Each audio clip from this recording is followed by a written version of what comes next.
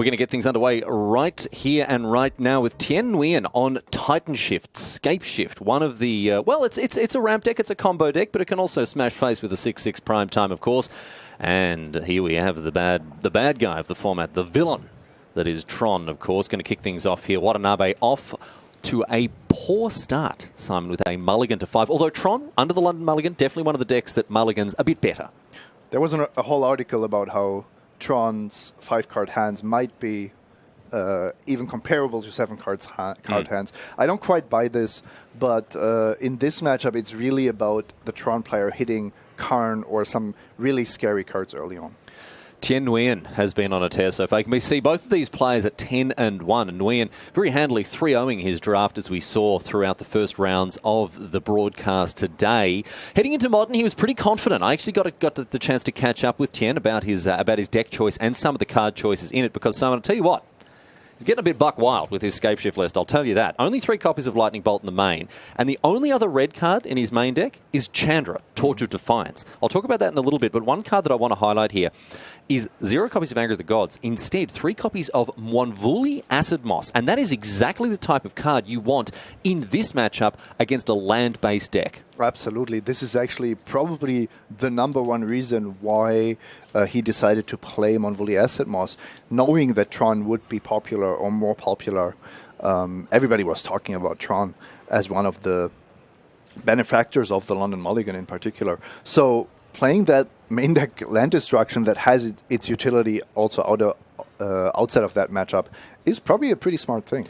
And Nguyen went on to point out to me that the fact that Mwanvuli Acid Moss has a huge amount of utility in any linear matchup, especially the combo decks. On the play, you can expect very, very often to destroy your opponent's second land on turn 3. So they go Steam Vents Island, and you're like, yep, turn 3, I've sacked my Secura Tribe Elder, and I'm going to blow up one of your lands, get one of my own, and you're just miles ahead at that point. Absolutely. I always try to remind our viewers of the 5 big archetypes. So we have Dredge and Arclight Phoenix.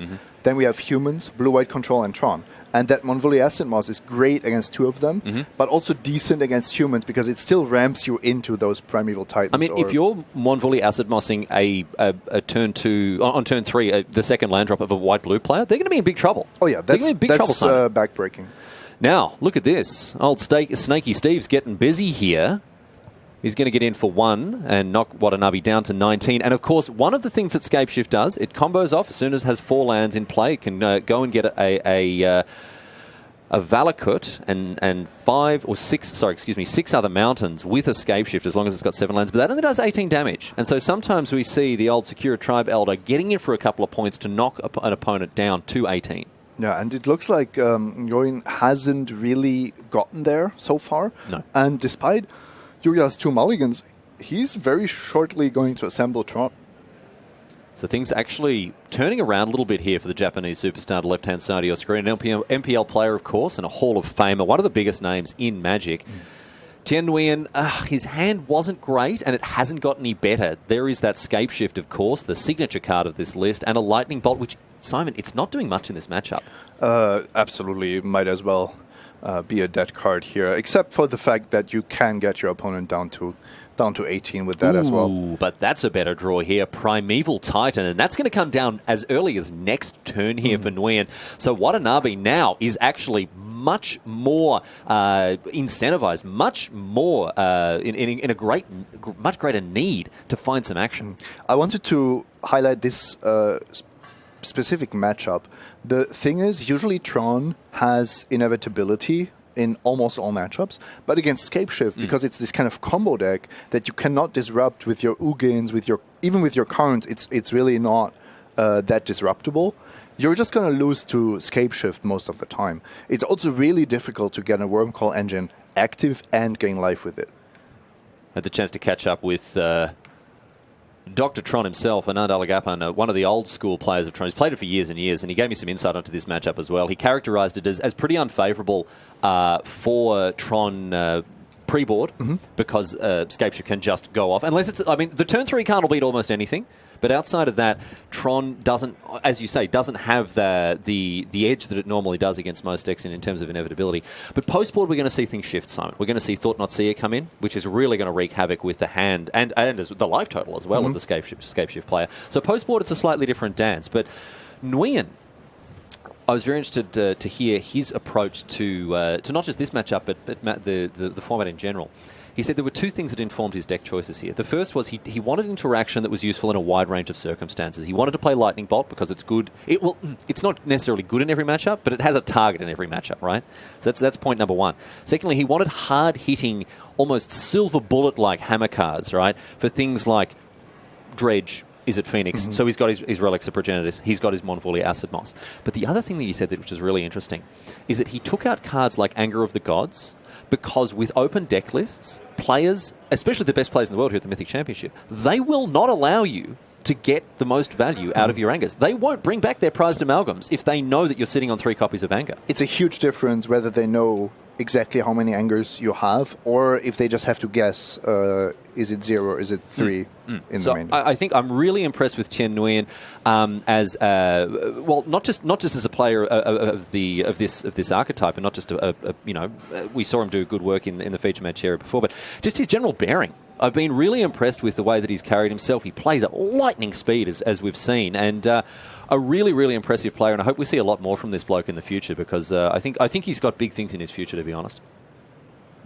Right now, however, the biggest thing in his future is trying to beat Yuuya Watanabe in game number 1 here of round 12. And here's Primeval Titan. Let me check my watch, Simon. Oh, look at that.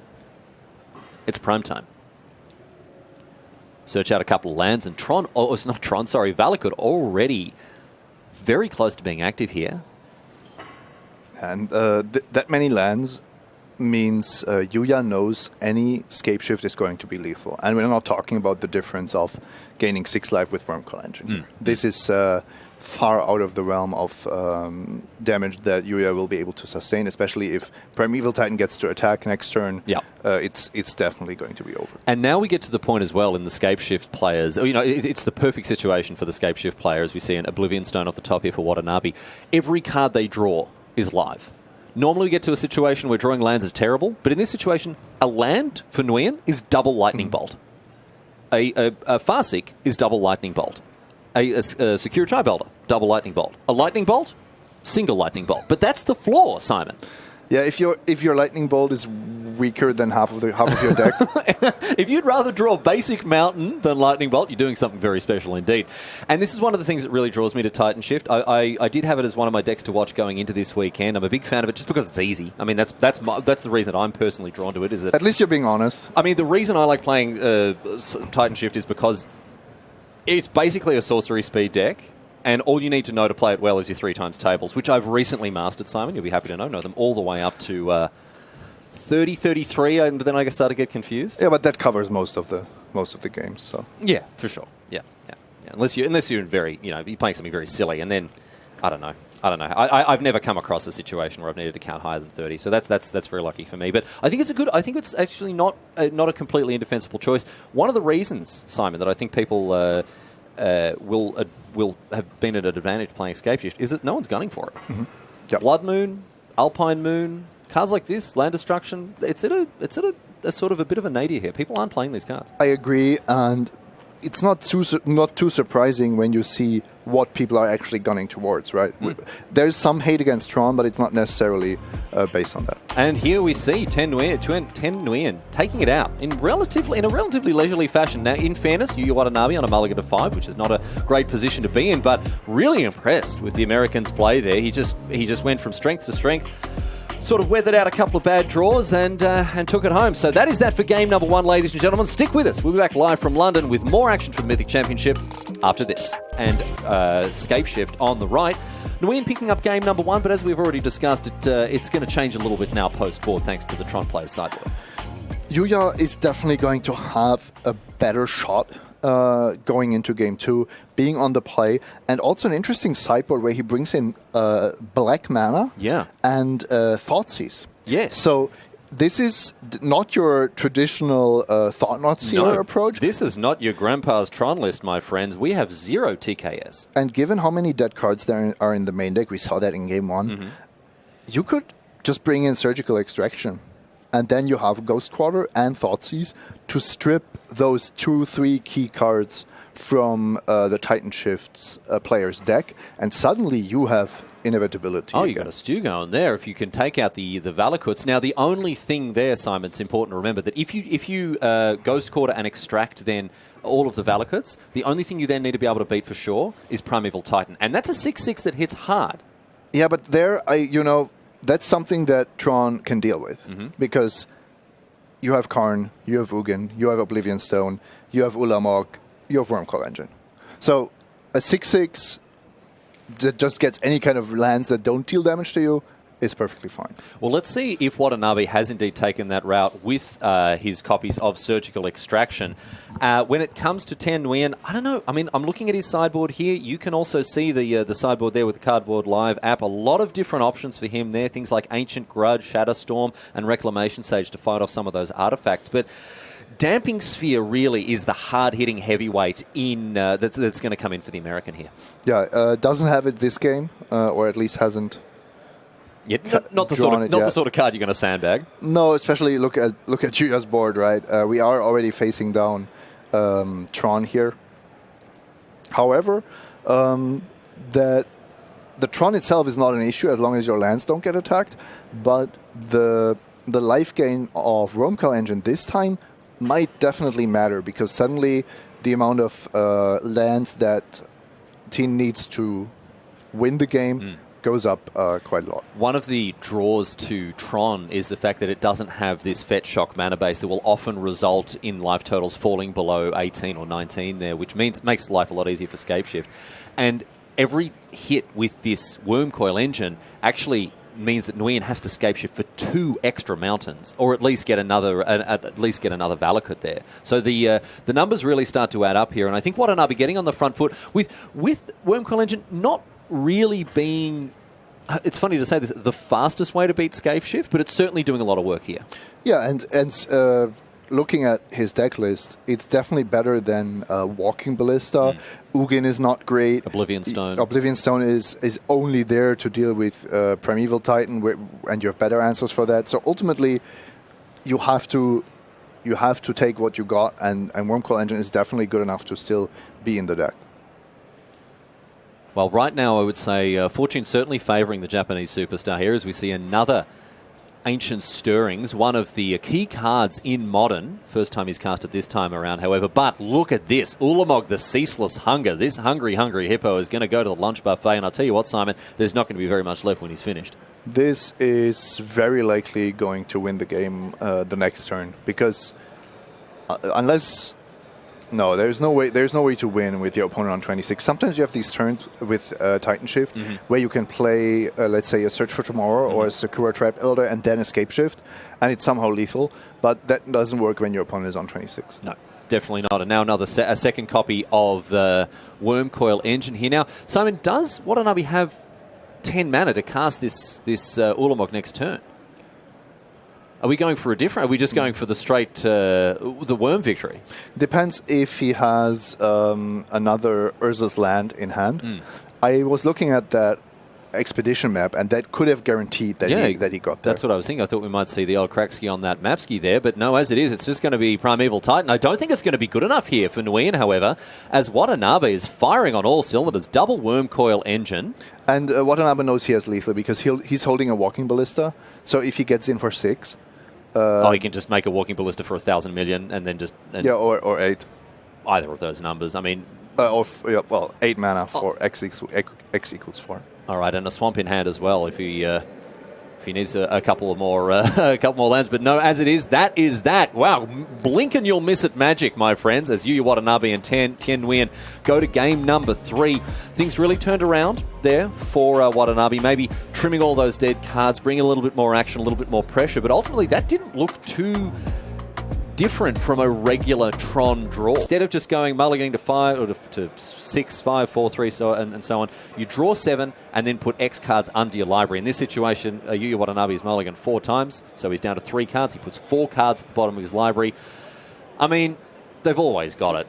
They've always got Tron on turn 3. Turn 3 Tron. They've always got it. I mean, they can mulligan to they can mulligan to -2 cards and they still have it, Simon. Yeah, I have a feeling that Monvoli Acid Moss might have something to say about that. Well, let's see if Nguyen really has very surgically dealt with the field that he expected here. He's got a copy of Monvoli Acid Moss in hand. There you can see it on your screen. And Yuuya Watanabe, he's going to be able to get turn 3 Tron. They've just always got it. They've just always got it, Simon. You know, if they have to mulligan to 3 to get it, I'm fine with it's that. Okay. Yeah. I don't know what Eldritch Pact they sealed with, some Elder Magic God that enables as soon as you register 12 Tron lands, you just always draw the appropriate 3 types here. But Watanabe at this stage, I think, giving us a little bit of a tour of the fact that this mulligan that we expected to have a bit more of an impact on Modern isn't as earth-shatteringly powerful as we thought it would be. No, but what we did see is probably Yuuya going for at least 1 more mulligan or maybe 2 more mulligans than he would have. I agree. Because if you are on 5, even if it's not a great hand... Look at that! Get those hands out the way! Absolutely not. Get that out of here. No, sir. Monvoli Acid Moss, he says, get that Tron land out of here. I am not interested in you casting any turn 3 cards here, my friend. And now we are seeing the impact of this Stone Rain with upside. Watanabe, who was doing a good job of getting himself back into it after that brutal mulligan, is now, oh my goodness, he's in a bad spot here, Simon. That was a power move. That was a power move. Mr. MPL Hall of Fame, yeah. Watanabe-san, please move your hands away. I don't think please was involved, man. He's just like, hey, get that out of here. Flapping his hands around. I want access to those lands, my friends. I'm going to blow one of them right up.